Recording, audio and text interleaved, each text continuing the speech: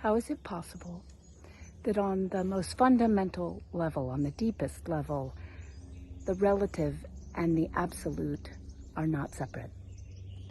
So the relative, the plane of experience in which I have this body, mind, which I'm walking through my garden, holding a phone, talking to you. The absolute, the reality of oneness, empty, open, inherently aware. The Buddha talked about suchness. So experience prior to any mental formations or concepts, the true nature of all experience. The relative and the absolute on the deepest level aren't separate because the relative is made of the absolute. This suchness exists in all things. The things only appear to be separate from the point of view of an apparently separate self. In other words, how we experience ourselves to be when we're believing the distortion that we're separate from others, from life, even from ourselves.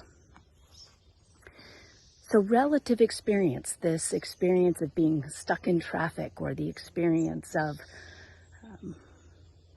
having some agitation arise, these relative experiences are happening in the absolute, in the experience, the reality of oneness. Where else could these experiences happen? How do we know these experiences that are arising? We know them through aware presence. We know them through our experience of being that oneness. We think there's this separate self that wakes up and realizes oneness. But what we realize as we wake up is that there actually is no separate self at all. So relative experience arises in the absolute. It's known by the absolute. Relative experience is also made of the absolute. So relative experience is made of the same, all things are made of the same suchness. All things are made of the same consciousness. So friends, next time you're stuck in some relative plane experience, pause and allow yourself, give yourself permission to look to see, what is this experience arising in? Or you might ask, how do I know this experience? Or you might ask, what is this experience, stepping over